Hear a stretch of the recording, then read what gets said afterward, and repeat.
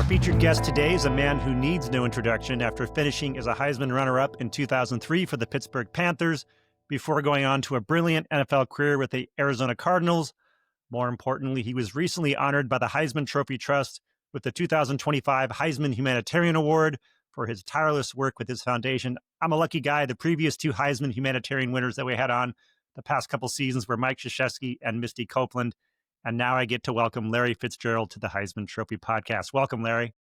Thank you so much, Chris. It's an honor to be with you. And you mentioned some, amazing people and ambassadors for great sports and just humanitarian missions in general. And Misty and Coach K, and to be associated with greatness like that means a lot to me.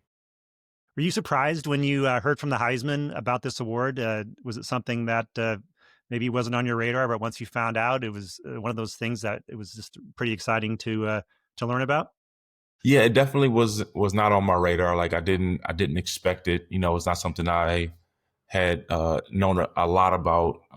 And so over the last couple of weeks, getting to understand about the organization and the things that it's done and how many unbelievable missions that it serves, it just made me really appreciative of the honor and be able to get back to New York and, be there with everybody is really exciting for me. Your foundation was founded in 2005. It focuses on two core pillars: supporting youth education and promoting breast cancer awareness. Tell our audience about what drove you to start your foundation and why it focuses in those two areas. Well, yeah, initially in 2005, I was 21 years old, and my nonprofit philanthropic, background was essentially driven by my mother and her love for it. She actually founded a couple organizations in the Twin Cities area where I grew up. And so like we were at different fundraisers and functions with her all the time. So it just became a part of our fabric as a family, something we really wanted to do, really wanted to lean into. I feel like there's two different sides of philanthropy, right? You have your donors who support organizations, and then you have your operators. And my mother was definitely an operator, and kind of seeing, the struggles that small organizations go through, especially with all the federal cuts to a lot of the nonprofits going on around the country. There's people who have to fill those gaps. And so like that symbiotic relationship that donors and operators have with each other, kind of understood that. And I wanted to make sure that, if I ever had the ability to make it, to be able to have some of my own capital, I wanted to make sure I was doing my part as a philanthropist that was a donor and also as an operator, which I think gives you a unique perspective. And so it was always something I really wanted to do.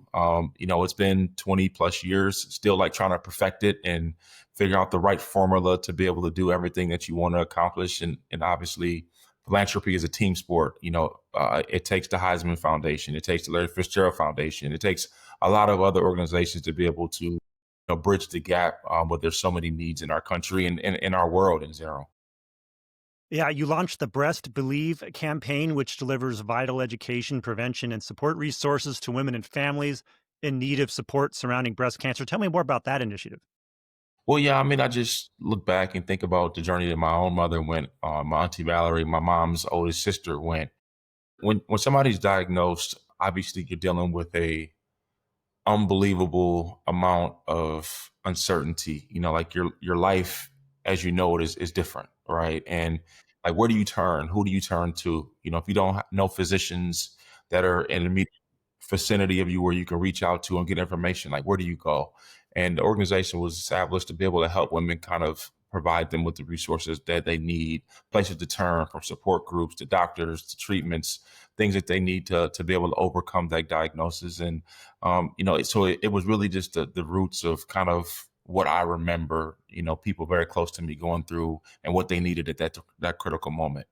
It seems like such a vital service because we've seen there's very little support for research on and women's issues, especially women's medical issues. We don't know a lot about things like postpartum depression and menopause and that kind of thing. Uh, are you looking to expand in other areas as far as women's health, perhaps? No, that's not something that we've talked about as an organization. Is really like try to focus in on like what we know and what we Hmm. understand, right? It's we try to be like a foot wide and a mile deep, and what we're able to do. Like it's it's a mission that we're really passionate about. We're really strong. We've learned so much over the last 20 years, and like we want to use that information, knowledge, and resources to focus on, our core pillars. Got it. Can you share a Not saying story? that not saying that the other women's health are not important. I'm not Right. mean saying that. Yeah. Yeah. We don't want to spread ourselves thin and not do a good job doing the things that we Right. actually really focus on. You can only do so much. You got to focus in an area and do it well. Can you share a story or an example of how your foundation has positively impacted an individual or a community?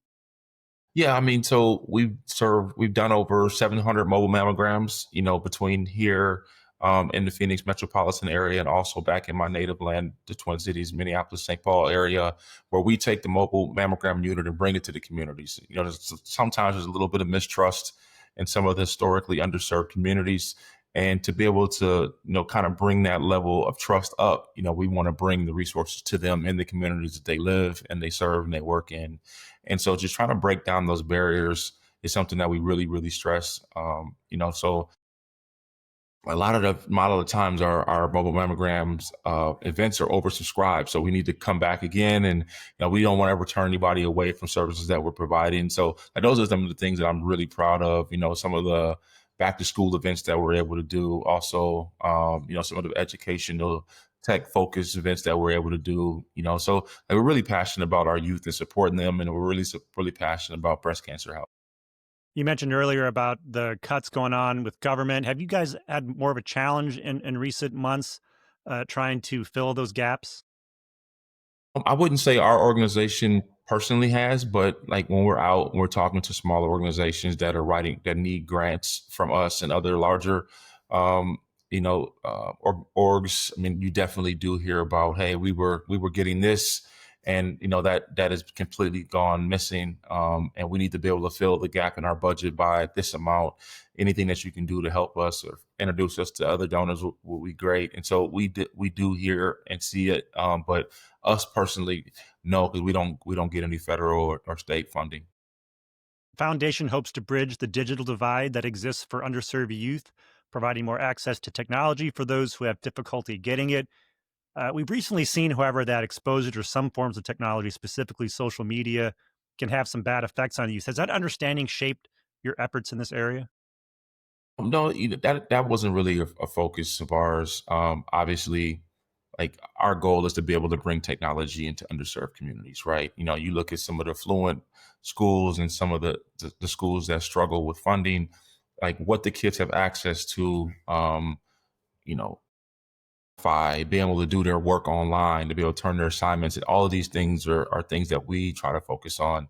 Obviously, we can't make the kids not look at Facebook or Instagram or Snapchat or whatever that is, but being able to give them the resources to be able to, create a future that they are proud of is something that I think is important for us as an organization. And it's giving these young people like hope. I go into some of these schools and you talk to the kids, what do they want to do? And it's like they're not aiming high enough, right? Like they're not shooting for the stars. I remember as a kid, our teachers, hey, you need to change the trajectory. Like you need to aim higher. And that's the kind of the goal. Like if you can't see it and you can't touch it, you can't read about it, you can't, it's not in your general vicinity. It's hard for you to imagine yourself doing that. And that's what I think being able to bridge that digital divide will help these kids with. You've been involved in global humanitarian efforts as well. You've gone out and visited troops. How has travel and exposure to different cultures influenced your approach in giving back? There was a quote that I heard a long time ago was, travel is the one thing you can do that costs money that makes you rich. And being able to go out in different communities around the world, they might speak a different language, they might worship a different god, but at the end of it, everybody just wants to be loved and they want to love, right? They want to share intimate moments with the people they care about. Like, so people are the same everywhere you go, and I think the more times you're able to get out in different communities and see people in their native languages and lands, like you become more compassionate, you become more thoughtful, and I think the world becomes a lot smaller when you actually go out and see it. So true. Many young athletes look up to you as a role model. What advice would you give them about using their platform for positive change? Well, I think you have to kind of find out what is important to you first and foremost. I knew young what I kind of wanted to focus on when I think about how I want to serve my communities. But that was an example that I was able to receive, fortunately, from my parents, right, at a young age. A lot of young people don't have that direction. That's what I see as you get older. There'll be causes that you see and you hear about that just kind of hit you. You know, it could be food insecurities. You might have been a young person that, in the summertime without school, you didn't get breakfast or lunch. You only got dinner. Like that might be a pain point for you, right? Might be um, after school activities with Boys and Girls Club. Like maybe you didn't play any sports, and going to the Boys and Girls Club was your opportunity to go learn how to play chess and learn other life skills and get positive mentorship, right? So like there's going to be things that are going to resonate and connect with you as you get older. I say just be open to exploring those things, and I think if you do that, you'll find something that you're passionate about. The Heisman Trophy Trust will honor you at the Heisman weekend in December and gift your foundation with a $75,000 gift. Looking ahead, what are your long-term goals for the Larry Fitzgerald Foundation? And how do you hope its legacy will continue to grow? Well, I mean, we try not to look at and talk about legacy that much. We try to stay like grounded and be where our feet are, right? Address the needs of today, not so much what's going to be happening 5 and 10 years ago.